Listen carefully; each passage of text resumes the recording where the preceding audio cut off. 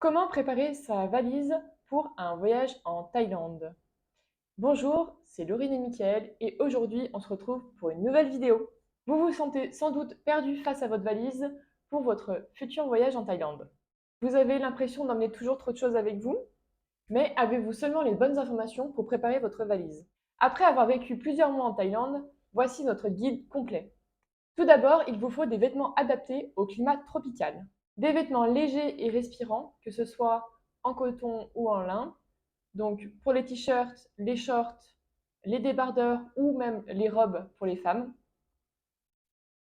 Sachez que dans tous les cas, vous avez des boutiques comme Uniqlo qui sont de partout dans le pays.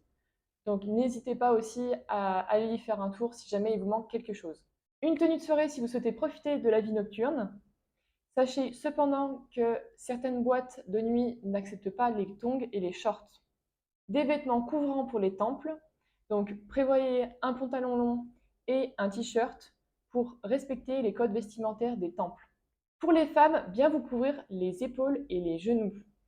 Cependant, vous pouvez utiliser un sarong pour couvrir simplement vos jambes et vous pouvez entrer dans le temple.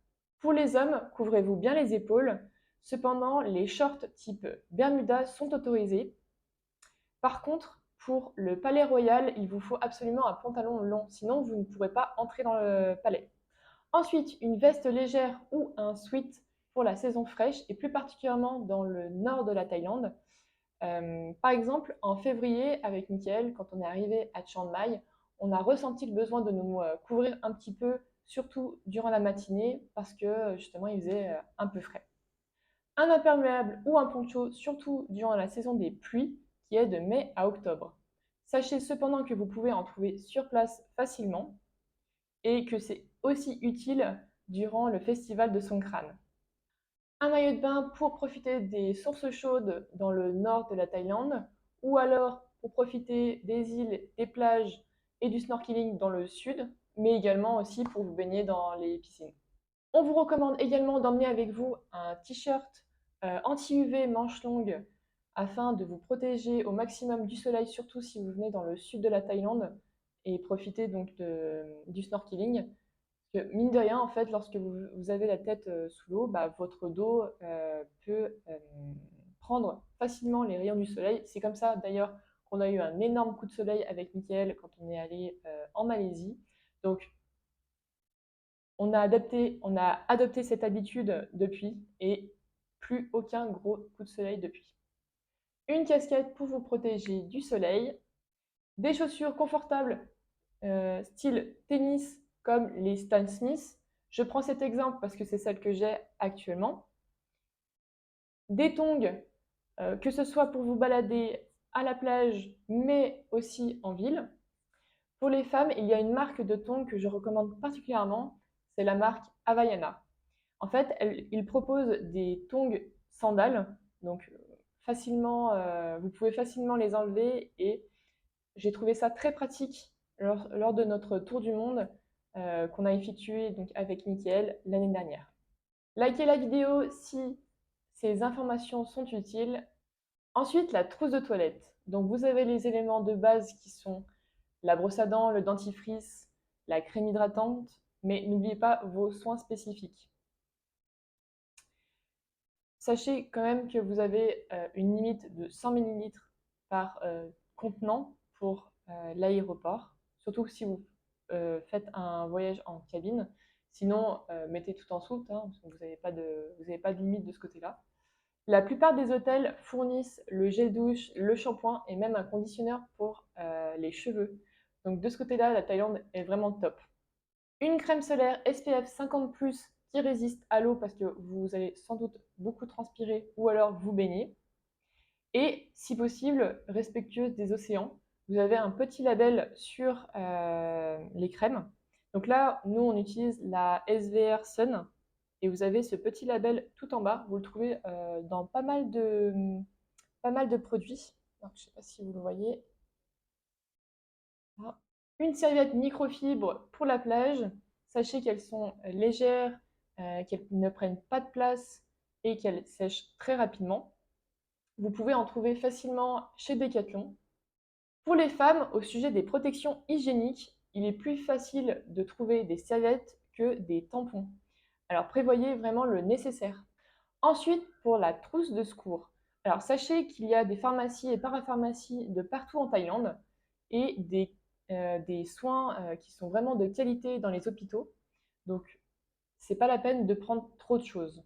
Cependant, on recommande quand même certains éléments à avoir dans votre trousse de secours, tels que les pansements, donc des pansements qui résistent à l'eau, c'est quand même toujours plus pratique. Des pansements pour les ampoules également, au moins ça sauve vraiment certaines jours. La biseptine, donc pour vous désinfecter les petites blessures que vous pourriez avoir, donc les petites égratignures. Quelques médicaments également, comme le paracétamol qu'on retrouve sous le nom de Doliprane, du Spasfon pour les maux de ventre, ou encore des médicaments un peu spécifiques comme les antihistaminiques ou des soins qui sont vraiment spécifiques à vous. Si vous êtes sujet au brûlure d'estomac, comme Michael, on vous recommande d'utiliser du Gaviscon en sachet liquide. Vous prenez ça avant le repas et au moins vous êtes sûr de mieux digérer le repas. J'allais oublier également, vous avez le Turfan ou alors le Turfast que vous pouvez trouver facilement en pharmacie, qui est très efficace du coup comme antidiurétique.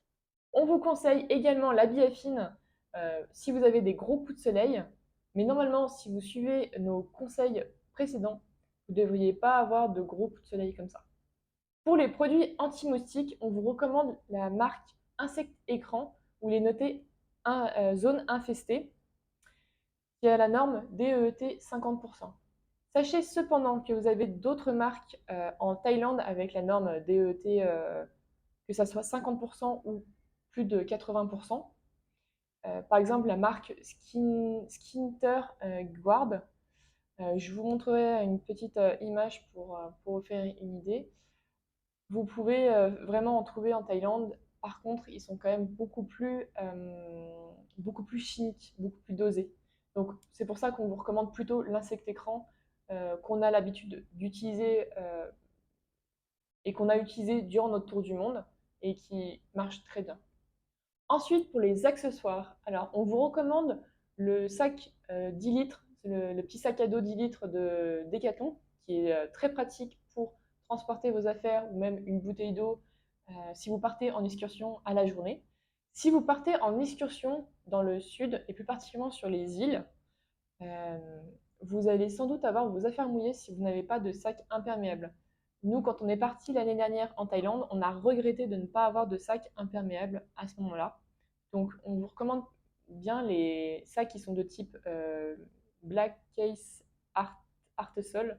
Je ne sais pas si je prononce bien, mais en tout cas, c'est ce type de sacs qui sont vraiment très pratiques et qui sont très répandus en Thaïlande. Vous pouvez également en acheter sur place. Des lunettes de soleil pour vous protéger bien sûr du soleil, plus particulièrement de la catégorie 3 qui est, je trouve, le minimum à avoir pour vous protéger, pour protéger vos yeux. Vous pouvez également utiliser des lunettes de soleil polarisées. Alors moi particulièrement, je n'aime pas trop le polarisé parce que je ne peux pas regarder à travers avec mon téléphone. Je ne peux pas regarder de l'écran de mon téléphone. Mais Michael, qui a les yeux plus sensibles, il préfère le polarisé. Donc, je vous laisse choisir. En tout cas, ces lunettes de soleil, nous, on les achète chez Decathlon. On a toujours fait ça et ces lunettes sont vraiment de bonne qualité. Ensuite, pas besoin d'avoir d'adaptateur pour la Thaïlande. Vous pouvez brancher vos équipements, chargeurs ou autres aux prises. Il n'y a pas de prise, du moins la prise européenne est compatible, il n'y a aucun problème de ce côté-là. Vous pouvez utiliser une bouteille d'eau réutilisable. Alors sachez que l'eau filtrée en Thaïlande est dépourvue de sels minéraux, donc ça ne vous permet pas de vous hydrater en fait. Donc si vous utilisez que de l'eau filtrée, vous allez être sans doute déshydraté au bout d'un moment, surtout qu'il fait très chaud en Thaïlande. Donc, ce qu'on vous recommande, c'est d'acheter des bouteilles d'eau minérales, telles que la My Choice, la Pura, la Monfleur ou encore la Minérée. Et si vous restez plusieurs jours à un endroit, vous pouvez acheter de gros bidons d'eau et transvaser dans les bouteilles pour que ce soit plus pratique. Ensuite, pour les documents et autres essentiels. Alors, il vous faut un passeport qui a une validité de plus de 6 mois à compter de la date d'entrée sur le territoire thaïlandais, avec bien sûr une page disponible. Vous n'avez pas besoin de visa si vous comptez rester moins de 30 jours sur le territoire. Si vous souhaitez rester un mois de plus en Thaïlande, il vous est possible de faire une extension de visa, donc en passant au service d'immigration, et cela coûte approximativement 50 euros. Faites bien une copie de votre passeport, que ce soit numérique ou papier. Le mieux, c'est même d'avoir les deux. Comme ça, vous êtes sûr que vous les avez sur vous. Afin d'éviter les frais bancaires, on vous recommande d'emmener un peu de cash avec vous afin de faire le change sur place et obtenir la monnaie locale qui est le baht thaïlandais. Si vous souhaitez retirer sur place sans avoir de frais bancaires, on vous recommande d'avoir une carte internationale telle que celle de Boursorama qu'on utilise et qu'on continue d'utiliser et qu'on a utilisé en tour du monde l'année dernière, et on est très satisfait de celle-ci. Une carte de crédit et non de débit pour pouvoir louer une voiture sur place. D'ailleurs, si vous souhaitez louer un scooter légalement, il vous faut le permis international avec le tampon moto dessus. Sinon, il y a des amendes qui peuvent s'élever donc entre 300 et 500 bahts, ce qui fait à peu près 12 euros. Ensuite, votre matériel photo-vidéo, donc que ce soit l'appareil photo ou une caméra telle que la GoPro ou l'Osmo Pocket, ou alors un drone, tout est possible. Afin de communiquer avec les Thaïlandais, bien que beaucoup parlent anglais, on vous recommande quand même d'avoir l'application Google Traduction avec le téléchargement de la langue thaïlandaise, mais aussi la langue française pour pouvoir traduire même si vous êtes hors ligne. On vous conseille également d'installer l'application Grab, qui n'est autre que l'équivalent de Uber ici.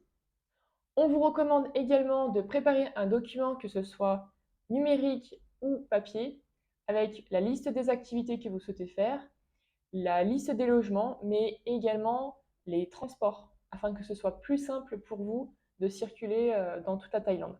Vous pouvez également vous aider des nombreuses vidéos que l'on met à disposition sur notre chaîne YouTube afin de vous aider à préparer votre voyage en Thaïlande. Maintenant, vous savez ce qu'il faut mettre dans votre valise pour la Thaïlande. N'hésitez pas à rajouter en commentaire ce que vous auriez ajouté afin de compléter au mieux ce guide. N'oubliez pas de liker si cette vidéo vous a été utile et de vous abonner pour plus de conseils voyage. En vous souhaitant une belle aventure dans le pays du sourire, et on se retrouve pour une prochaine vidéo. Salut à tous!